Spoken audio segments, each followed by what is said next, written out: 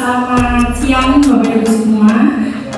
Saya ucapkan terima kasih sekali lagi atas kesempatannya untuk kemarin sempat mendadak sebenarnya Bapak Ibu. Saya menghubungi Bu Fatus.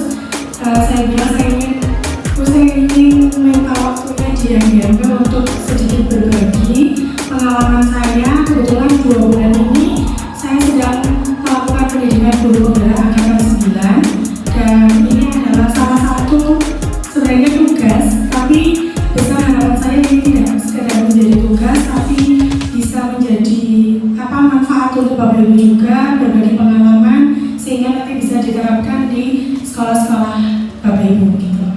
Nah, di sini judul yang saya ambil adalah membentuk budaya positif dimulai dari diri sendiri. Sebelum ke sana, karena hampir sebagian besar dari sekolah-sekolah sudah menerapkan implementasi dari kurikulum Merdeka, yang mana kita menjalankannya itu berdasar pada pemikiran Ki Hajar Dewantara. Nah, saya berdiri ya Bapak Ibu. Saya nggak biasa kalau saya. Nah, ini tujuan pendidikan yang dicanangkan oleh Ki Hajar Dewantara. Jadi sebenarnya sudah dari dulu sekali Bapak pendidikan kita itu membuat tujuannya seperti ini. Jadi kalau misalnya ditanya kenapa sih baru sekarang implementasi dari kurikulum Merdeka, sebenarnya enggak. Sebenarnya kita sudah menjalankan dari dulu, hanya saja sekarang itu lebih ditata, lebih dibuat sistematikanya seperti apa, seperti itu.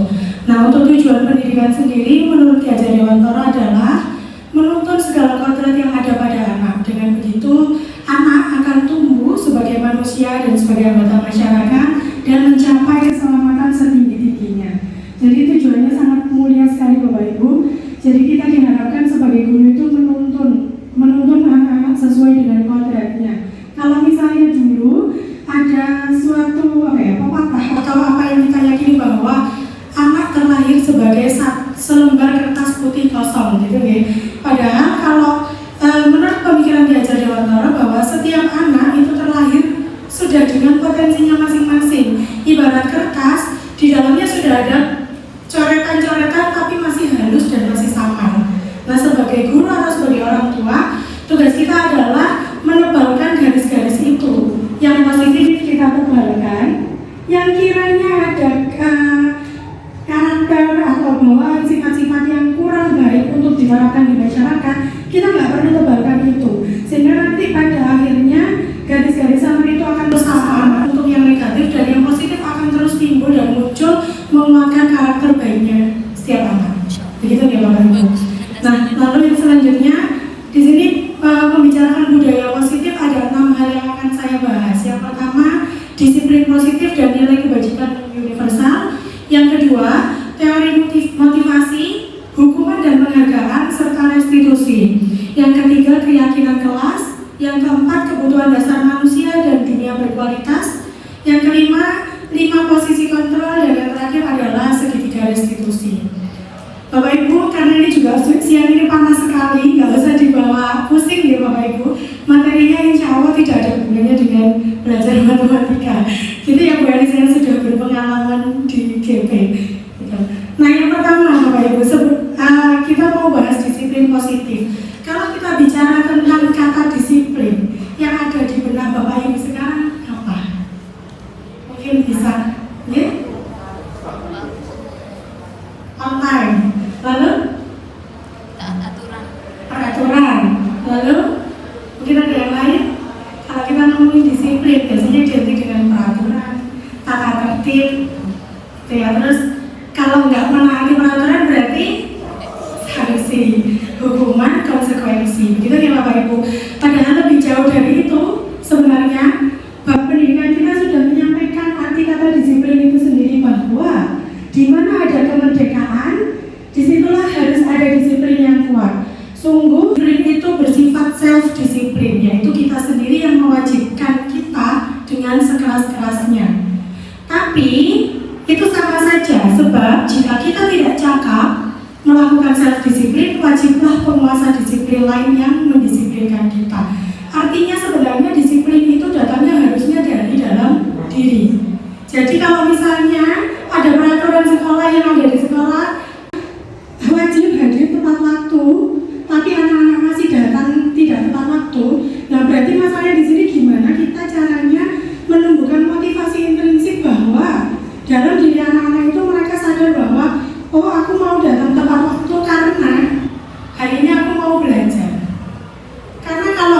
aku terlambat, nanti aku ketinggalan sedikit waktu dalam pembelajaran.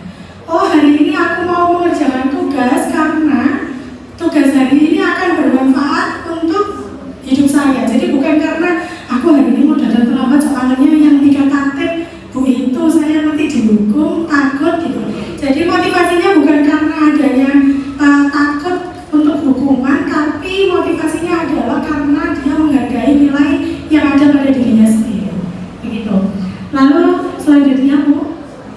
Nah, ini dia makna disiplin positif yang dikemukakan oleh Ki Hajar Dewantara tersebut adalah mengartikan disiplin sebagai kontrol diri. Bagaimana setiap orang termasuk kita, Bapak Ibu Guru, jadi nggak hanya tentang anak-anak saja, tapi juga termasuk kita, agar bisa kita dapat belajar kontrol diri, memanajemen diri kita sendiri untuk dapat mencapai suatu tujuan mulia.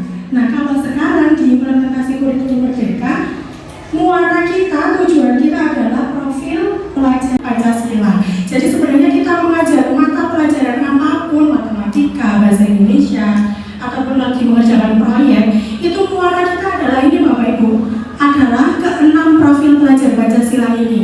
Beriman, bertakwa kepada Tuhan Yang Maha Esa, berkebinekaan global, bergotong royong, kreatif, bernalar kritis, dan mandiri.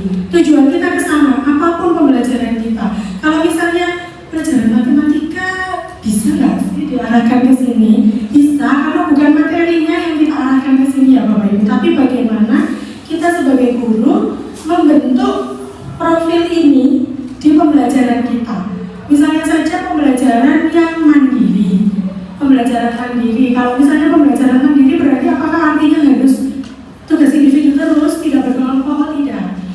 Pembelajaran mandiri artinya berarti dia bisa bertanggung jawab atas dirinya sendiri.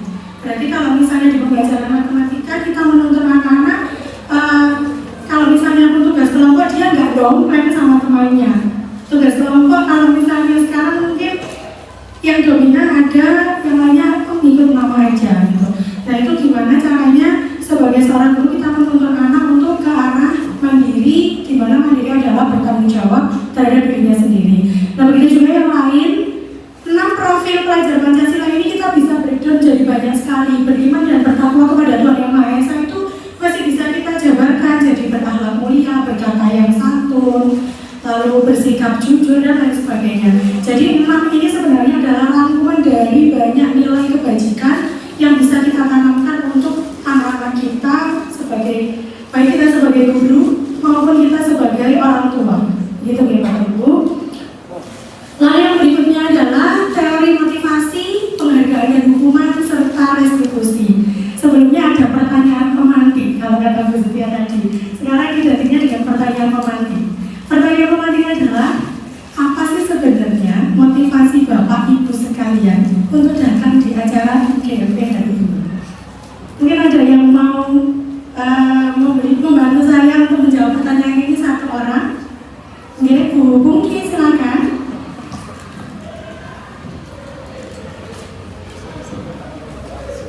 Assalamualaikum warahmatullahi wabarakatuh. Kalau motivasi dari saya menghadiri kegiatan GMP kali ini itu yang pertama ingin mengetahui informasi terbaru dari GMP matematika itu apa. Dari apa yang disampaikan undangan kemarin ada beberapa materi dan ada beberapa hal yang ingin saya ketahui dari situ. Dan ternyata memang ada hal baru yang baru saya ketahui di sini. Jadi itu salah satu motivasi saya. Terima kasih Bu. Nah, itu tadi berawal dari pertanyaan apa motivasi. Nah, ini pertanyaan ini bisa diluaskan. Misalnya murid kita ini hari ini datang ke kelas malas-malasan. Nah, sebenarnya kita harus tahu dulu sebenarnya motivasi dia datang ke sekolah itu apa yang ada dari dalam dirinya. Nah, sebenarnya motivasi sendiri itu ada 3 Bapak Ibu. Di sini menurut teori motivasi itu ada 3. Yang pertama, motivasi seseorang melakukan sesuatu itu hanya karena menghindari ketidaknyamanan. Ketidaknyamanan itu bisa berupa sanksi, hukuman, ya. Jadi kalau misalnya posisi yang paling bawah ibaratnya, motivasi yang paling bawah itu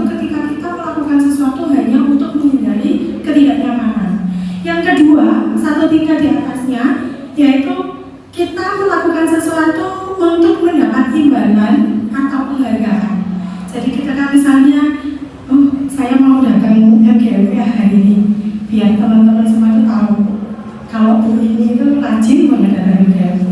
Nah itu kan berarti ingin dipandang oleh orang lain bahwa dia itu diapresiasi sebagai orang yang rajin. Gitu. Itu termasuk motivasi yang kedua. Nah, yang berat itu menjadi nomor 3. Saya yakin bukan Bapak Ibu, karena diri saya sendiri terkadang melakukan sesuatu itu masih karena atas asas saya ingin diapresiasi. Ada momen-momen seperti itu. Nah, yang ketiga, gimana dalam setiap kegiatan kita maupun murid kita itu bisa melakukan sesuatu karena mereka ingin menjadi orang yang mereka inginkan dan mereka menghargai diri mereka sendiri, ingin mendapat sesuatu, ingin mendapat nilai-nilai baru untuk dirinya sendiri. Ini yang disebut dengan motivasi yang datangnya dari dalam diri sendiri. Nah itu yang menumbuhkannya menurut saya cukup sulit, karena tidak dipungkiri saya sendiri juga kadang masih jadi yang nomor 2. Di suatu momen saya juga pernah menjadi yang nomor 1, gitu ya. Dan berarti tidak terlepas kemungkinan bahwa murid-murid kita juga kemungkinan seperti itu. Gitu Bapak Ibu. Nah yang selanjutnya perbedaan dari hukuman, konsekuensi, dan restitusi itu sendiri. Kalau misalnya selama ini ada di sekolah adalah peraturan sekolah itu kan pasti dibuat satu arah nih Bapak Ibu. Ketika anak-anak masuk ke sekolah, peraturan sekolah sudah ada, begitu kan? Kecuali kalau memang ada beberapa sekolah yang sudah menerapkan keyakinan atau kesepakatan sekolah. Nah, Bapak Ibu, di implementasi kurikulum Merdeka ini kita sangat tidak dianjurkan untuk melakukan yang paling kiri, hukuman. Gitu. Hukuman yang paling kiri. Kalau misalnya mungkin di zaman Bapak Ibu atau saya sekolah dulu masih ada yang menerapkan hukuman. Misal, kamu nggak ngerjakan PR ya hari ini? Oke, kamu silakan kamu push up 10 kali, gitu ya. Nah, kayak gitu. Jadi ketika konsep apa yang dilakukan anak itu sebenarnya tidak ada hubungan dengan apa yang menjadi kesalahannya dia. Kesalahannya adalah tidak mengerjakan tugas. Tapi anak-anak dihukum untuk push up 10 kali. Apakah itu terkait? Sebenarnya tidak ya. Karena itu juga tidak, bagi anak-anak yang tidak memiliki rasa takut, itu tidak akan memberikan efek jerah. Justru itu akan terus membuat anak-anak cuma push up, aku bisa push up gitu. Bisa jadi seperti itu. Nah, jadi untuk ketiga ini perbedaannya, kalau hukuman itu cenderung sebagai sesuatu yang menyakitkan, menimbulkan efek trauma untuk anak-anak. Jadi belum tentu menimbulkan efek jerah, tapi pasti menyakitkan hati anak-anak. Gitu ya. Lalu untuk yang konsekuensi itu biasanya dilakukan setelah adanya perjanjian. Jadi misalnya kita sudah punya perjanjian dulu di awal sama anak-anak. Oke, kita punya kesepakatan ya kalau setiap pembelajaran matematika harus membawa buku matematika misalnya. Ternyata kalau misalnya nggak bawa berarti nggak boleh masuk kelas. Di awal kita sudah bilang kayak gitu misalnya. Lalu suatu ketika ada satu anak yang masuk pembelajaran, dia saya lupa tidak bawa buku gitu. Nah, sesuai konsekuensi di awal yang sudah kita sepakati, berarti kamu harus keluar belajar di perpustakaan. Nah, itu bisa menjadi konsekuensi karena sudah disepakati di awal. Sehingga sebenarnya anak-anak itu sudah tahu bahwa dia akan mendapat konsekuensi itu jika tidak melakukan. Bedanya dengan hukuman itu secara tiba-tiba. Nah, kalau untuk hukuman itu akan menyebabkan efek tidak nyaman untuk jangka yang panjang. Mungkin Bapak Ibu ada yang dulu waktu SD atau waktu SMP pernah mendapat hukuman dari Bapak Ibu guru dan itu masih terasa sampai sekarang triggernya, itu juga termasuk efek dari hukuman. Kalau saya sendiri pernah Bapak Ibu, jadi saya waktu TK itu pengen bolos, tapi sama orang tua saya nggak boleh, tetap diantarkan ke sekolah. Saya nangis sampai di sekolah sama guru TK saya dibawakan air 1 ember. Air 1 ember ini langsung ditaruh di atas saya. Ini saya ke-trigger Bapak Ibu. Jadi trigger itu bentuknya benar-benar jangka panjang. Di pembelajaran ini saya benar-benar menyadari bahwa kalau anak-anak trauma efeknya itu bisa sepanjang ini. Sepanjang hidup. Buktinya setelah lewat berpuluh-puluh tahun triggernya itu masih terasa. Gitu Bapak Ibu. Jadi iya, Jadi trauma-trauma itu masih bisa dirasakan oleh anak-anak Bapak Ibu. Maka kenapa hukuman itu sekarang sangat dianjurkan untuk dihindari? Saya baru tahu, oh ternyata ini maksudnya. Ternyata ketika kita itu punya trauma, kadang kita itu nggak terasa, tapi suatu saat itu akan bisa dimunculkan dengan trigger-trigger dari orang lain. Nah, yang ketiga adalah yang paling kanan Bapak Ibu yang sekarang sangat dianjurkan yaitu restitusi. Nah, dengan restitusi kita itu tidak menghukum. Tapi gini nanti loh, nanti kalau nggak dihukum apakah anak-anak bisa tahu kalau dia itu bersalah gitu? Kalau perbuatannya itu tidak baik gitu kan? Nah, di sini fungsinya restitusi adalah menguatkan murid. Jadi kita itu mendorong anak-anak untuk tahu bahwa yang kamu lakukan itu begini. Efeknya apa kira-kira? Kalau misalnya efeknya kayak gitu, apakah kamu bisa mencari solusi untuk menyelesaikan masalahmu? Jadi kita tidak dengan punishment, tapi kita dengan tuntunan kita membuat anak-anak sadar bahwa apa yang dilakukan itu sebenarnya kurang tepat dan akan menimbulkan efek merugikan untuk orang lain, baik itu untuk orang lain maupun untuk dirinya sendiri. Tuh. Nah, yang paling penting adalah yang dua baris sebelum paling bawah. Kalau hukuman dan konsekuensi keduanya itu membuat anak berpikir bahwa yang bisa mengontrol dirinya adalah orang lain. Tapi dengan restitusi, anak paham bahwa setiap orang, setiap manusia itu memiliki kontrol atas dirinya sendiri. Kita yang berhak untuk mengontrol diri kita sendiri, bukan orang lain. Begitu. Ini bisa lanjut, Bu Elsa. Nah, yang ini yang masih sering saya lakukan, penghargaan yang menghukum. Sama halnya dengan hukuman, reward itu juga termasuk hukuman. Ini yang ada kalimat dari Al-Fikon, saat kita berulang kali menjanjikan hadiah kepada anak-anak agar berperilaku bertanggung jawab, atau kepada seorang murid agar mempelajari sesuatu yang baru, atau kepada seorang karyawan agar melakukan pekerjaan yang berkualitas, kita sedang berasumsi bahwa mereka tidak dapat melakukannya, atau mereka tidak akan memilih untuk melakukannya. Jadi ketika kita, oke ya silakan kerjakan tugasnya, yang mau maju silakan maju ke depan, saya kasih nilai plus 5 reward ya Bapak Ibu. Saya masih pernah melakukan sebelum melihat kalimat ini langsung waduh salah kayak gitu ya. Bukan salah tapi selama ini sebenarnya kita memberikan treatment yang kurang tepat.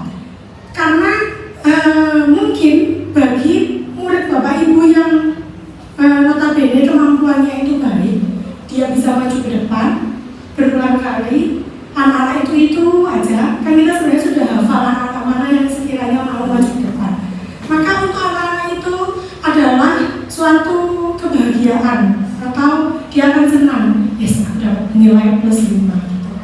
Tapi ternyata untuk anak yang di pojokan sana gitu, yang mungkin untuk mengerjakan soal matematika itu dia sebenarnya pengen nih maju ke depan, dia punya effort untuk melakukannya, tapi dia memang nggak bisa secepat temannya yang sering kali maju ke depan.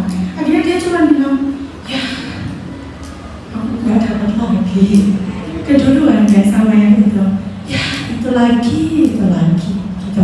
Nah sebenarnya sisi itu yang menurut saya sendiri itu baru sadar, oh iya saya tidak melihat dari sudut pandang mereka yang ada di belakang sana, mereka yang tidak lebih cepat daripada temannya. Sehingga kita memberikan reward untuk seorang anak yang satu ini bahagia sekali, tapi bisa jadi ada anak yang lain Bapak Ibu yang merasa sangat kecewa karena dia tidak bisa maju ke depan untuk mendapatkan nilai plus 5.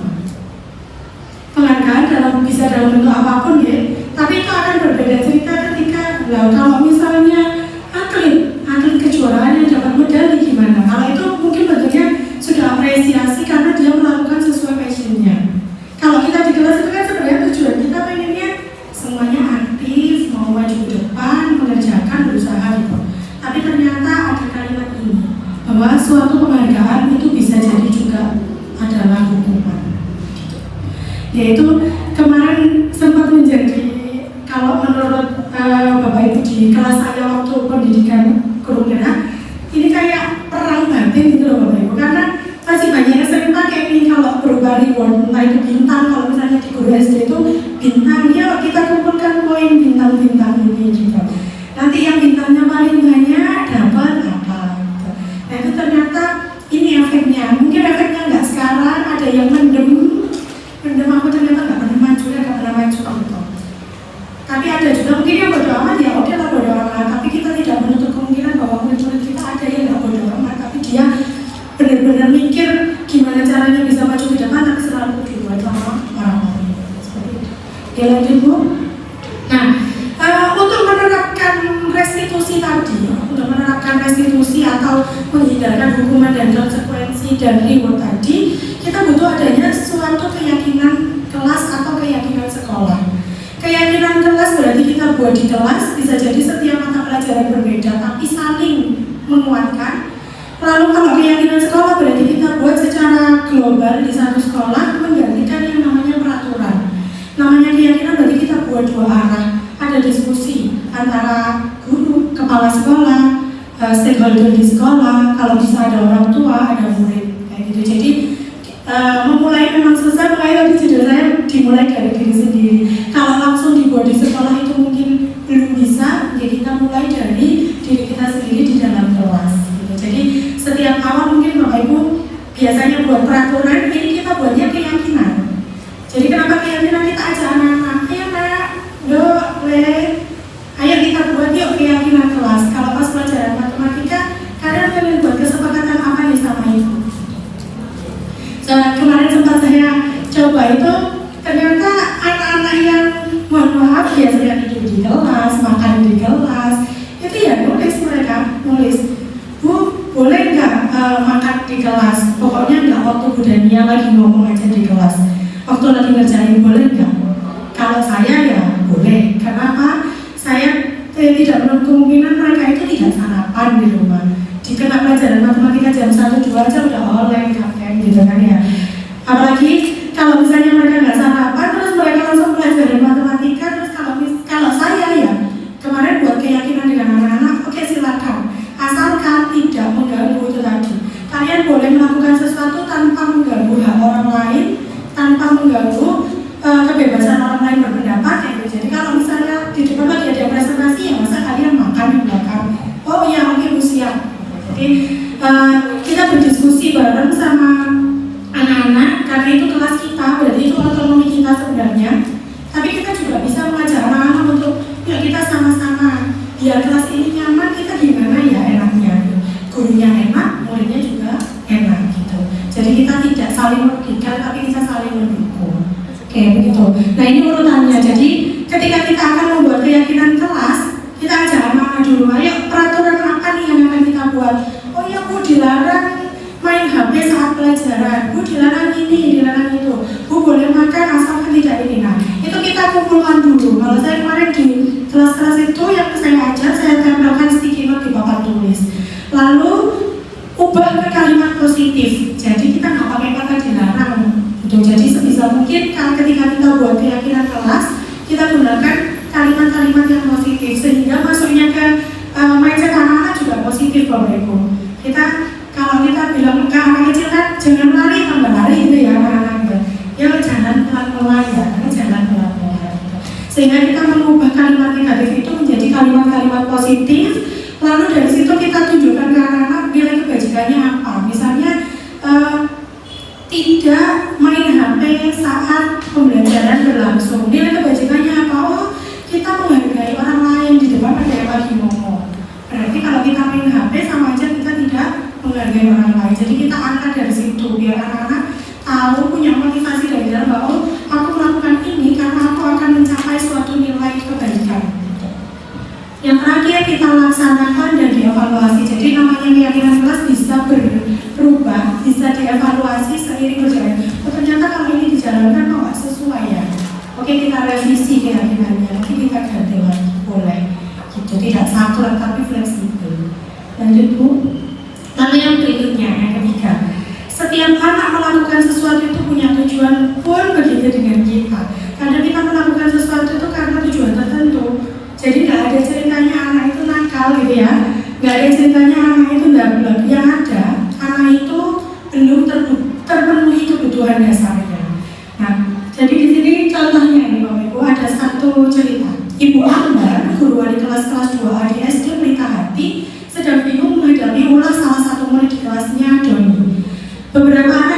kedua, telah datang padanya dan mengeluhkan Doni yang seringkali meminta bekal makan siang mereka dengan paksa.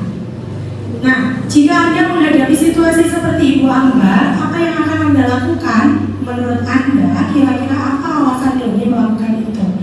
Kalau misalnya kita langsung tidak pandang dulu, Doni kamu nakal, nggak boleh ngambil makanan temannya itu kayak gitu, nggak boleh merebut dengan paksa kayak gitu ya. Kita langsung menghakimi dia bahwa perbuatannya salah. Padahal kita nggak tahu sebenarnya bisa jadi yang pertama apa kira-kira Bapak Ibu? Nggak punya uang untuk beli makan ya Bu, oke bener banget. Itu bisa jadi yang kedua mungkin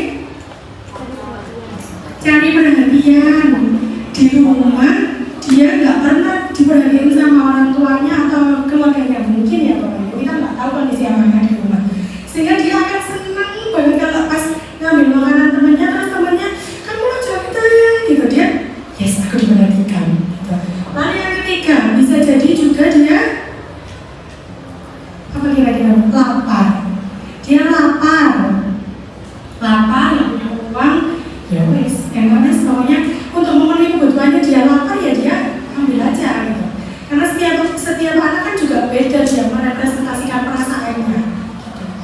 Nah di sini Bapak Ibu, kebutuhan dasarnya ada 5 yang mungkin tidak terpenuhi salah satunya. Yang pertama kebutuhan untuk bertahan hidup itu tadi, lapar, kebutuhan akan makan, tempat tinggal, keamanan, rasa nyaman, itu kebutuhan untuk bertahan hidup. Lalu kebutuhan yang kedua, kasih sayang dan rasa diterima. Bisa jadi dia itu susah bergaul sama teman, tapi kalau dia melakukan hal itu kan akhirnya teman-teman itu menganggap dia ada di situ. Jadi kebutuhan akan diterima di kelompoknya, kebutuhan akan dianggap ada oleh orang lain, itu juga kebutuhan dasar kita sebagai manusia. Yang ketiga kebebasan, kebutuhan akan bebas, memiliki pilihan, itu juga salah satu kebutuhan dasar manusia. Yang keempat kesenangan, dan yang kelima penguasaan. Kalau penguasaan itu bukan kebutuhan akan berkuasa enggak, tapi kebutuhan di mana seseorang itu bisa diapresiasi kompetensinya. Setiap orang pasti memiliki kebutuhan untuk hidup gitu. Nah itu yang harus dicari tahu ketika anak kita ada yang melakukan sesuatu. Berarti yang kita harus cari tahu itu kebutuhan dasar mana kira-kira dari dirinya yang belum terpenuhi sehingga dia melakukan hal tersebut gitu. Ini penerapannya sulit banget Bapak Ibu.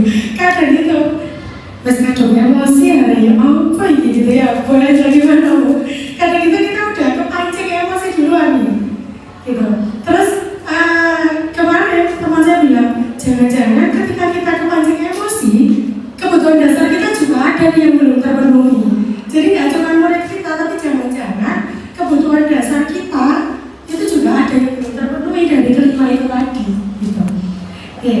Nah ketika kita menangani anak-anak seperti itu, anak-anak dengan kondisi tertentu yang mungkin bikin kita manggal, bikin kita jengkel, tapi kita tetap harus sabar gitu ya. Itu ada 5 posisi kontrol sebenarnya dalam diri kita. Setiap orang bisa ada di 5 posisi ini. Posisi pertama adalah penghukum. Berarti seseorang dengan posisi kontrol penghukum biasanya ketika ada anak yang melakukan kesalahan, maka dia kan begitu. Kalau kamu lagi gitu ya. Kamu udah ngelakuin ini berkali-kali, udah kamu push up 10 kali. Nah, itu ketika kita ada di posisi penghukum. Jadi kita langsung memberikan sanksi secara tiba-tiba kepada pembuat kesalahan. Yang kedua, ada pembuat merasa bersalah. Ini halus Bapak Ibu, lebih halus. Tapi sebenarnya dia itu juga menghukum dengan membuat orang lain merasa bersalah. Makanya kayak gitu kalimatnya. Ibu sangat kecewa sekali sama kamu hari ini. Kamu sudah sering kayak gini. Gimana kalau orang tua mau tahu kamu kayak gini di sekolah? Gitu. Kita halus ngomongnya. Tapi sebenarnya secara nggak langsung kita buat dia itu merasa bersalah atas tindakannya. Lalu yang ketiga, naik satu tingkat lagi adalah posisi teman. Jadi ketika kita memposisikan diri kita sebagai teman dari anak-anak gitu. Biasanya kalimatnya gini, ayolah gitu. Selama ini kamu sudah saya biarkan, nggak pernah saya masa kamu masih gini terus gitu. Jadi kita memposisikan diri sebagai teman. Naik tingkat lagi yaitu sebagai pemantau. Kalau sebagai pemantau ini posisi kontrolnya berdasarkan apa yang sudah di peraturan yang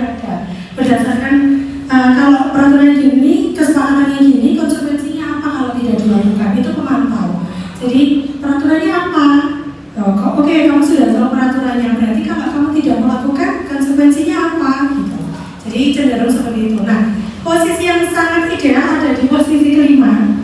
Ini termasuk sama dengan itu tadi Bapak Ibu, sangat susah dilakukannya, kita perlu belajar. Ya, yang posisi terakhir adalah manajer. Jadi kita nggak marah, nggak menghukum, tapi kita harus bisa menguatkan karakter positifnya anak-anak tanpa marah, tanpa menghukum. Itu susah Bapak Ibu, benar. Perlu jam terbang kayaknya ya bagi saya. Kalau sudah lihat orang yang benar-benar semua gitu pada kemarin, ya Allah kok bisa saya sabar. Kemarin pun kita ngelos dada. Jadi di posisi manajer ini kita tanyakan ke anak-anak. Kita kan sudah punya kesepakatan kelas. Apa yang sudah kita yakini sebelumnya? Gitu. Kamu melakukan ini kenapa? Gitu. Jadi kita tanya dulu sudut pandangnya dia seperti apa, melakukan itu karena apa. Kita validasi dulu perasaannya, sehingga dia merasa diterima dulu.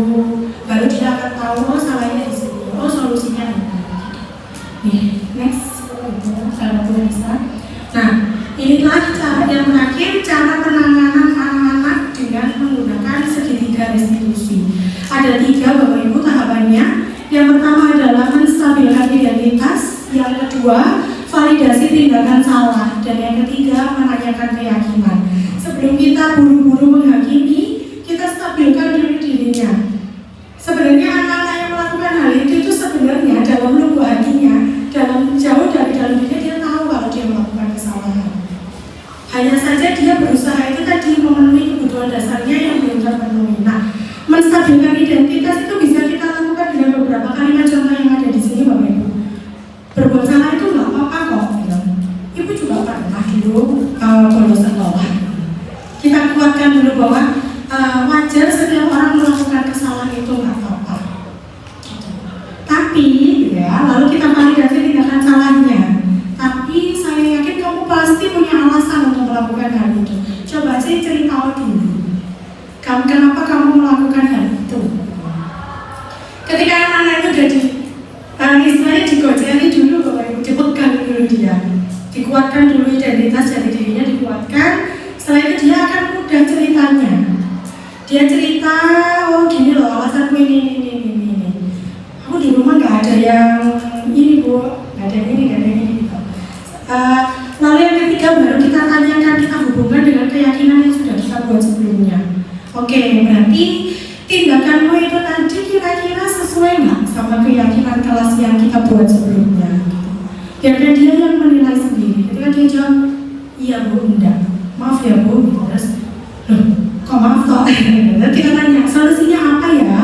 Nah, kira-kira kalau misalnya kamu sudah berbuat gini, kan sudah terlanjur, nggak apa-apa gitu. Tapi sesuatu yang sudah terlanjur berbuat ini, kita cari solusinya ya. Kita selesaikan masalahnya bersama-sama. Yuk, kira-kira kamu punya solusi nggak untuk memperbaiki kesalahanmu itu? Jadi, tanpa marah Bapak Ibu, ini mudah sekali diucapkan, tapi akan sangat susah diterapkan. Gitu. Jadi memang kadang mungkin dari 3 ini kita baru melakukan dua yang menstabilkan identitas sama validasi tindakan salah. Kadang itu belum menstabilkan identitas, langsung validasi tindakan salah atau menanyakan keyakinan. Tapi kita setidaknya sudah berusaha untuk tidak menciptakan trauma untuk anak-anak kita. Next book. Nah, Bapak Ibu ini salah satu yang sudah saya lakukan yang pertama yaitu pembentukan keyakinan kelas. Jadi ini khususnya di kelas saya yang saya ampu gitu untuk pembentukan keyakinan kelas. Jadi saya ajak anak-anak berdiskusi, anak-anak menempel di stiker itu ditempelkan di depan. Tapi nanti kita saling sama-sama. Jadi saya sebutkan satu-satu. Tulisan yang pertama, oh boleh tidur asalkan jangan lama-lama. Kemarin ada yang tulis kayak gitu Bapak Ibu, otomatis temannya sekelas, ya enggak Bu, enggak boleh gitu kan. Jadi anak-anak itu akhirnya bisa menganalisis sendiri apakah kesepakatan yang mereka buat itu cocok untuk dijadikan keyakinan kelas atau tidak. Lalu yang berikutnya, karena di sekolah kami di SMA 6 juga merupakan sekolah ramah anak, di sini kami membentuk keyakinan sekolah melalui yang mewujudkan sekolah ramah anak. Jadi kita ambil beberapa perwakilan kelas, yang penting ada semua dari setiap kelas. kita bentuk keyakinan sekolah untuk mewujudkan sekolah ramah. Di sini anak-anak yang ada di sini kita buat satgas sendiri-sendiri, satgas nafsa, lalu satgas kekerasan seksual yang berhubungan dengan sekolah ramah.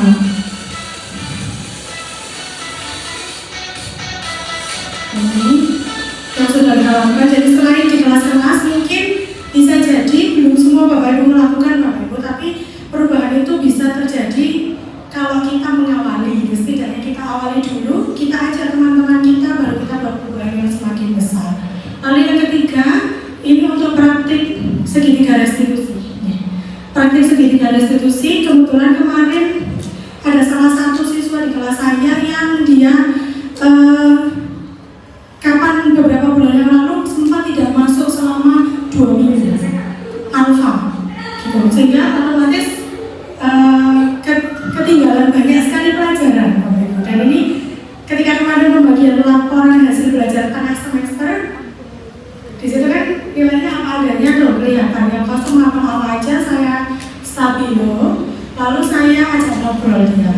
Tentunya ngobrol lagi nggak di depan kelas loh Ibu, proses restitusi itu tetap kita menghargai dirinya, menghargai diri apa itu, sehingga kita lakukan di luar pembelajaran, di tempat tersendiri.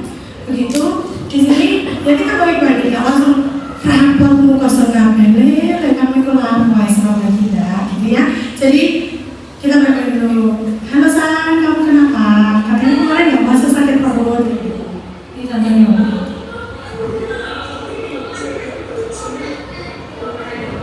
Alasan tidak masuk karena diare. Dan tapi pas itu beneran atau enggak? Diare beneran atau enggak? Ya. Jadi ya kita oke, gitu. Sekarang sudah sembuh belum? Kita tanyakan kabarnya. Baru kita sampaikan tujuan kita.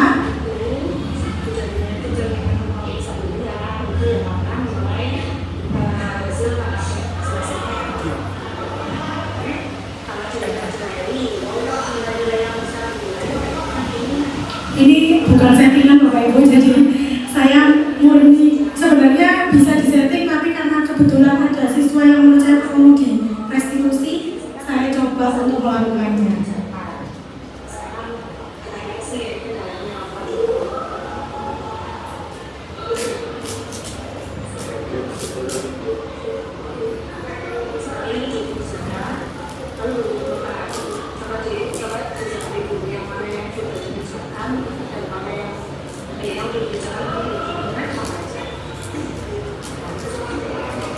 Jadi kita tanya dia, saya tanya namanya, kenapa ini sampai kosong semua? Dia memiliki alasan, dia sudah saya kerjakan Bu, tapi memang belum saya kumpulkan sampai deadline laporan tengah semester itu selesai belum saya kumpulkan. Oke, berarti yang mana aja yang sudah kamu kerjakan? Saya tanya. Oh ini Bu yang sudah, yang lainnya belum. Gitu. Nah kebetulan memang saya sudah punya kesepakatan dengan dia. Jadi di 2 minggu sebelumnya itu saya sudah bersepakat sama dia. Saya ajak ngobrol terkait dia tidak hadir di sekolah selama 2 pekan lebih. 2 minggu lebih sudah ada mungkin 11 kali alfa. Secara betul-betul dia tidak masuk di sekolah. Itu sudah saya berkesepakatan bahwa dia bersepakat, baik mulai hari ini saya akan masuk. Saya cicil tugas-tugas saya, itu keyakinan yang dia buat sendiri. Makanya di sini sebelum melakukan restitusi setidaknya kita sudah punya keyakinan dulu sama anak-anak, kesepakatan sama anak-anak. Sehingga pas ini saya bilang, loh keyakinan kita kesepakatan kita kemarin apa ya terakhir gitu. Saya minta dia mengingat lagi apa yang sudah dia janjikan sama kita. Jadi bukan kita karena akhirnya yang punya janji sama dia, tapi dia yang berjanji dan ternyata dia yang meninggal. Ya akhirnya dia bilang bahwa iya Bu, saya harusnya menyelesaikan. Lalu kita tawarkan solusi apa yang kira-kira mau kamu lakukan untuk mengatasi banyaknya mapel yang tugasnya kosong ini. Akhirnya dia berkata mau cicil mengerjakan Bu, tapi di rumah. Karena kalau di sekolah dia berarti menambah pekerjaan lain. Kalau di sekolah mengerjakan itu otomatis pembelajarannya di sekolah ketinggalan lagi. Jadi dia berpikir di rumah Bu. Lalu dia juga berkata bahwa saya tanya, kira-kira ada nggak orang lain yang bisa membantu kamu, mengingatkan kamu untuk menyelesaikan tanggung jawabmu? Ada mama. Mamanya kebetulan kerjanya di Sumawe, Sumber Wetan, jauh sekali, pulangnya setiap Sabtu Minggu saja. Gitu. Jadi Saya bilang di sini, oke, nanti saya akan berkoordinasi sama mama kamu, biar mama kamu juga bisa mengingatkan. Ada lagi solusinya. Akhirnya dia bilang, ya saya mau diingatkan sama budanya juga. Jadi akhirnya saya bersepakat di sini bahwa setiap hari saya akan WA kamu untuk mengingatkan bahwa tanggung tugasmu apa hari ini dan hari ini kamu sudah mengerjakan yang mana. Gitu. Maka dari sekian tanggunganmu itu setiap hari harus ada progresnya. Jadi dia berjanji bahwa setiap hari saya akan lapor Bu kalau misalnya hari ini sudah saya kerjakan dan sudah saya kumpulkan. Ini baru 3 hari yang lalu, kemarin dia laporan, Bu saya sudah mengumpulkan tugas bahasa Jerman. Sudah difoto kalau bertanda tangan gurunya. Yang hari ini dia belum laporan, masih saya tunggu. Kalau kemarin laporannya cukup pagi jam 9 atau setengah 10 sudah laporan. Hari ini belum laporan sampai jam ini tadi belum laporan. Tapi saya tunggu dulu sampai jam pulang sekolah karena kita bersepakat pokoknya setiap hari nanti akan lapor, entah jam berapapun akan lapor progresnya apa saja. Nah itu contohnya Bapak Ibu dari apa yang sudah saya coba melakukan. Semoga apa yang saya coba ini bisa bermanfaat untuk Bapak Ibu dan lebih baik lagi jika bisa diterapkan di sekolah Bapak Ibu maka akan sangat bermanfaat berarti apa yang saya sampaikan itu ya Bapak Ibu. Terima kasih dari saya. Jadikan insya Allah jadikanlah setiap tempat adalah sekolah dan jadikanlah setiap orang adalah guru. Gak hanya kita guru, gak hanya di sekolah. Entah kita sebagai orang tua, kita sebagai teman, semoga kita selalu bisa memberikan manfaat untuk orang lain. Sekian dari saya akhiri dulu. Mohon maaf jika ada salah kata. Di sini saya berbagi pengalaman, bukan menggurui. Jadi mohon dimaafkan jika ada kata-kata yang kurang berkenan di hati Bapak Ibu. Wassalamualaikum warahmatullahi wabarakatuh. Waalaikumsalam warahmatullahi wabarakatuh. Demikian pemaparan tentang budaya positif dari Bu Dahnia Mumtazah. Mungkin ada sharing dari Bapak Ibu mengenai budaya positif di sekolah Bapak Ibu. Ada pertanyaan kepada Bu Dahnia terkait dengan budaya positif? Ya.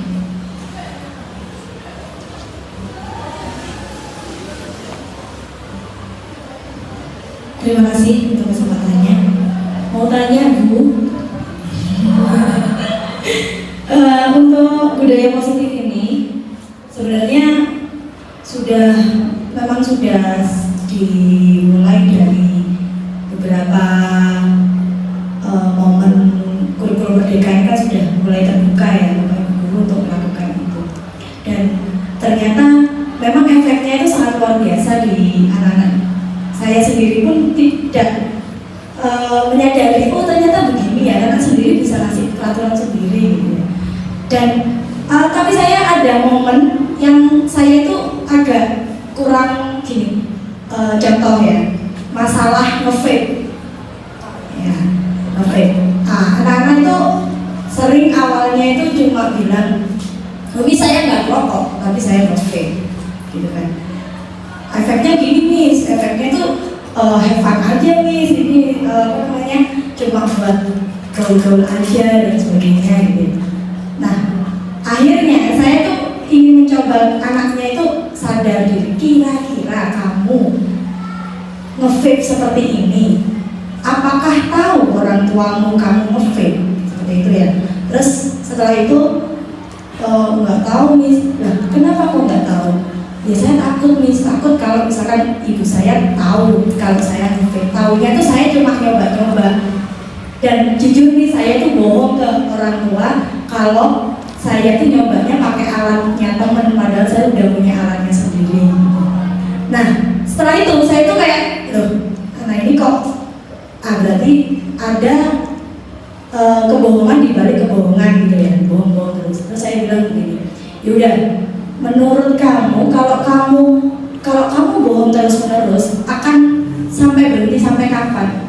Ya nggak tahu Miss. Oke, kalau gitu gimana kalau, nah ini saya memberikan, ini saya menanyakan apakah ini hukuman atau bagaimana, saya kurang tahu ya. Ini saya bilang begini, saya berikan pilihan kepada dia, bagaimana kalau kamu sampaikan ke orang tuamu bahwa kamu punya vape dan kamu nge-vape, bukan saya yang ngasih tahu orang tuamu, tapi kamu sendiri yang ngasih tahu.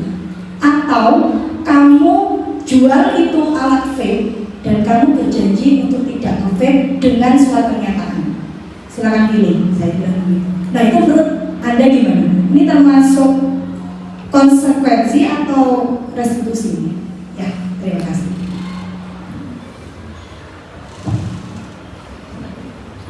Terima kasih. Lanjut dulu ya pertanyaannya. Assalamualaikum warahmatullahi wabarakatuh. Ini saya Ibu Nurul Farida dari MA Al-Malang, SMA swasta. Ingin saya tanyakan, sebenarnya dari pemaparan pemateri pertama maupun pemateri kedua, PR besar buat saya pribadi. Satu sisi dari pertama itu menjelaskan konten isi, kita harus qualified menjadi guru sehingga benar-benar paham. Pemateri kedua kita harus juga belajar banyak menghargai siswa, ya, memuliakan, membahagiakan murid-murid kita. Nah, sehingga saya berpikir, adakah korelasi positif pembelajaran kita matematika dengan pembentukan karakter positif kepada siswa? Contoh misalkan 2E ini gimana korelasinya, sehingga apa? Ketika kita menyampaikan kepada siswa, nanti mereka termotivasi minat belajarnya dan sikapnya juga terbaiki yang awalnya belum berproses baik. Dan ketika mereka juga tergabung dengan sikap yang baik, minatnya juga semakin tinggi, tentunya kan energi belajar mereka semakin tinggi dan efeknya ke nilai mereka juga semakin tinggi. Dan itu kan ujung dari yang kita inginkan. Mungkin itu ada tekniknya. Assalamualaikum. Monggo Bu Dahlia atau memberikan. Terima kasih Bu Pungki dan Bu Nurul. Yang pertama pertanyaan dari Bu Pungki terkait no vape ya. Karena sekarang memang yang lagi in di anak-anak itu vape bukan rokok gitu. Tapi sebenarnya jika kita mau membaca risetnya, dampak dari ngerokok sama nge-vape itu sebenarnya sama. Kalau misalnya iya kita mau membaca, itu ada penelitiannya gitu ya. Mungkin bagi anak-anak pada saat awal tahu tentang vape atau rokok elektrik itu, memang kan juga digambarkan kalau vape itu aman gitu. Kalau vape itu aman, kalau rokok itu enggak gitu. Sehingga mungkin yang diterima anak-anak itu akhirnya itu bahwa vape itu nggak apa-apa buat keren-kerenan aja, tapi nggak punya dampak apa-apa sama anak-anak. Nah, kalau tadi misalnya ibu memberikan pilihan, ketika pilihan itu diberikan saat itu juga tanpa ada kesepakatan sebelumnya, menurut saya itu masih berupa konsekuensi. Karena berarti sekolah punya kesepakatan bahwa no rokok, no vape gitu ya. Tapi ternyata masih ada anak-anak yang ketahuan membawa vape. Lalu kita memberikan pilihan. Sebenarnya pilihannya itu kan tujuan kita memudahkan gitu ya. Jadi biar anak-anak itu mikir, kamu mau ambil yang mana? Bilang ke orang tuamu kalau kamu punya vape sendiri, kamu sudah punya sendiri. Atau kalau kamu nggak mau orang tuamu tahu, berarti kamu kudu jual vape itu dan berjanji tidak melakukan lagi. Nah, karena itu dilakukan saat itu juga, berarti menurut saya itu masih mengarah ke konsekuensi atau bahkan mungkin hukuman jika itu memang tiba-tiba. Kecuali jika di awal kesepakatannya sudah ada no vape. Kalau ketahuan ada vape, berarti nanti akan disita atau dijual gitu. Nah itu kan berarti sudah ada kesepakatan di awal sehingga anak-anak sudah tahu bahwa kalau aku bawa konsekuensinya ini gitu. Tapi kalau hukuman lebih ke sanksinya itu diberikan saat itu juga tanpa ada kesepakatan dulu sama anak-anak. Seperti itu Bu. Terima kasih. Mungkin ada tanggapan? Ya. Terima kasih. Lalu yang kedua, ini susah pertanyaannya Bu Isla, saya takut ini deg-degan. Pertanyaannya itu korelasinya gimana kita menghubungkan pembelajaran kita secara real gitu ya. Apa yang kita lakukan di kelas saat mengajar matematika dengan pembentukan karakter. Yang paling saya ingat itu adalah ketika saya membaca suatu jurnal bahwa pembelajaran matematika itu meningkatkan sistematika berpikir seseorang. Yang saya tahu itu, jadi ketika anak-anak belajar matematika secara langsung, oke, kita dibandingkan saja dulu orang-orang eksak sama non eksak, bukan membandingkan secara apa ya, tapi ketika kita lihat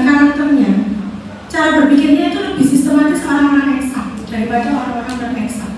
Nah itu sebenarnya sudah suatu motivasi yang bisa kita berikan karena bahwa belajar matematika ini nggak mulu-mulu. Kalau misalnya ini loh kalau penerapannya di kehidupan sehari-hari kan kalau SMA itu kita akan bertemu dengan pertanyaan-pertanyaan yang macam itu gitu ya. Ini apa ya? Nggak ada. Limit ini apa gunanya di kehidupan sehari-hari? Gitu ya. Akhirnya kita memang ya pada akhirnya nggak melulu soal materinya itu bisa bermanfaat atau enggak. Kalau menurut saya ya nanti monggo Bapak Ibu yang punya pendapat lain bisa membantu pernyataan ini gitu karena ini tadi saya dapat pertanyaan kedua langsung diam gitu kan. Nah kayak gitu jadi menurut saya sendiri itu ketika kita belajar matematika memang secara nggak langsung pola pikir kita itu lebih sistematis, lebih terarah teratur. Kita tahu urutan kita itu misalnya prioritas lalu ini terus ini selesai. Bisa jadi orang-orang non eksak tidak seperti itu cara berpikirnya. Mohon maaf karena memang suami saya juga bukan anak guru non eksak, guru bahasa Indonesia, bahasa Jawa. Terlihat sekali ketika di rumah itu orang bisa gitu, akhirnya gitu. Kenapa saya bisa berbicara kayak gitu?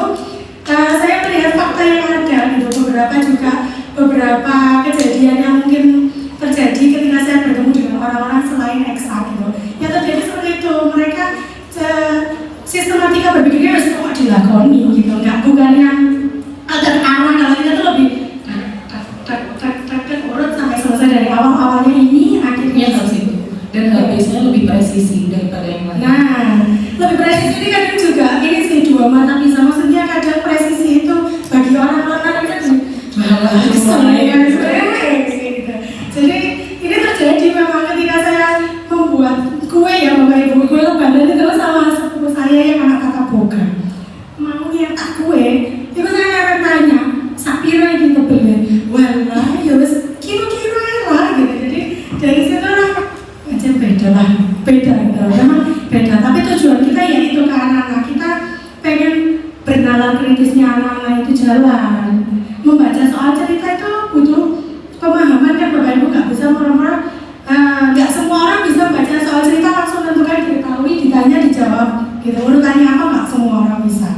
Ketika anak-anak mampu membaca soal cerita, memahami ini itu hubungannya sama materi yang ini, rumusnya sendiri. Nah itu sebenarnya kita sudah melatih nalar kritisnya anak-anak kayak gitu. Mungkin itu dari saya untuk Bapak Ibu yang mau menambahkan dari saya. Bapak Ibu di belakang itu ada kopi dan teh. Dari tadi mulai dari panas sampai sekarang hangat itu belum ada yang menyentuh. Monggo Bapak Ibu sambil mengambil kopi atau teh monggo. Nah sebenarnya memang dampak dari pendidikan itu tidak bisa setahun 2 tahun. Pembentukan karakter SD baru nampak nanti kalau mungkin sudah kuliah gitu kan. Kemudian untuk di matematika bagaimana? Sebenarnya ini PR buat kita ya. Bagaimana membuat matematika itu di realita kita masukkan ke matematika. Dunia nyata yang ada di dunia nyata matematikanya kita masukkan ke matematika yang rumit. Nah, memang PR kita kan selama ini seperti itu. Anak-anak sulit sekali mengerjakan soal cerita. Padahal sebenarnya soal cerita itu kan di dunia kita sehari-hari. Tapi ketika masuk ke matematikanya itu kesulitan. Nah, itu PR kita untuk sebisa mungkin membawanya. Tapi memang agak sulit juga. Ya, silakan. Mohon maaf Bu, ini berbagi pengalaman aja ya. Kebetulan saya kan mengajar kelas 12 dan ada tentang rumus identitas Trigono juga, mengingatkan kembali identitas Trigono dan ada rumus trigonometri dan sebagainya gitu ya. Nah, ada satu hal yang membuat waktu itu saya melihatnya, wah ini kayaknya bisa ya kita masukkan ke suatu sikap. Dan ternyata responnya anak-anak itu luar biasa. Ibu ingat rumus identitas Trigono, sin kuadrat X plus cos kuadrat X sama dengan 1. Saya bilangnya begini, anak-anak lihat ini, sin kuadrat X plus cos kuadrat X sama dengan 1. Apa yang bisa kalian pelajari dari sini? Rumus bu, ini bu, bla bla bla. Terus saya menjawabnya seperti ini. Dari sini kita bisa mengambil hikmah dari kehidupan. Wow, kok bisa bu? Coba perhatikan bagian kiri dan bagian kanan. Sin kuadrat X plus cos kuadrat X. Itu artinya kalau kalian memiliki masalah dalam kehidupan kalian, kalau kalian punya problem di kehidupan kalian, sama dengan satu. Ingat, hanya ada satu bantuan yang bisa menyelesaikan itu, yaitu Allah Subhanahu wa Ta'ala. Seperti itu.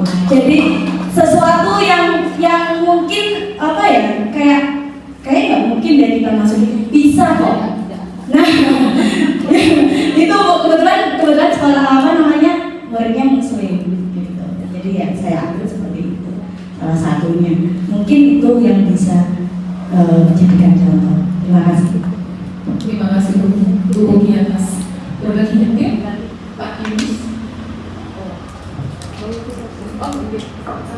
Ini Bapak Ibu, karena mungkin saya kan madrasah aliyah ya swasta, justru ini ungkapan hati saya pengen MGMT ini bukan sekedar kita sharing, tapi memang ada gebrakan baru. Gebrakan baru kita bikin soal korelasi benar-benar yang berkaitan dengan kehidupan, sehingga apa itu mendongkrak minat. Kayak tadi misalkan bahwa ini aku salah satunya yang penyelesaian masalah. Sampai saya itu 4 tahun kerja meliti bolak-balik kan di pondok. Gimana hubungannya? Karena tiap tahun pertanyaan anak-anak tanya, ngapain sih belajar matematika bu? Gitu kan. Sampai teliti, saya menemukan kode akhirnya, tapi belum saya buat paper. Sampai tertantang, ini gimana caranya mendongkrak nasib? Oh ingin ini para pakar-pakar matematika, saya yakin ya ibu-ibu ini hebat, bapak ibu hebat, bisa melakukan soal yang benar-benar bisa mendongkrak minat. Saya harapan ke depannya program itu Bapak Yunus sendiri. Terima kasih Bu Nurul. Ya, sebenarnya keren banget bisa ngobrol di sini. Ya, saya dulu kebetulan sama Bu Budi satu kelas waktu PPG Jawa Barat. Jadi sudah kenal sebelumnya dan memang kreatif sekali Bapak Ibu beliau ini. Dulu pernah bikin lagu juga tentang trigonometri ya Bu Budi ya. Rumus trigonometri itu biar anak hafal itu dibuat lagu gitu. Padahal kadang itu jarang ya orang matematika yang nyeni gitu, maksudnya yang bisa langsung gandeng nih otak kanan sama otak kiri bikin lagu itu kan butuh otak kanan gitu ya. Nah itu jarang. Nah ini ada Bu, jadi mungkin keren Bu, usulnya dari Bu Nurul bisa dibuat program di kegiatan FGMP juga. Ya, terima kasih Bu Nurul atas keselamnya. Selanjutnya, karena mungkin waktu sudah siang, sebelum kita tutup, mungkin ada beberapa hal yang perlu disampaikan oleh Bapak Ketua. Monggo Pak.